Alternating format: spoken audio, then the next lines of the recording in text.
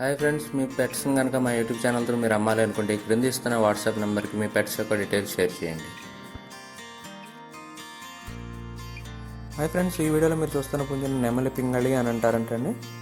దీని ఎత్తు వచ్చేసి 22 అంగుళాల వరకు ఉంటుందని చెప్తున్నారండి.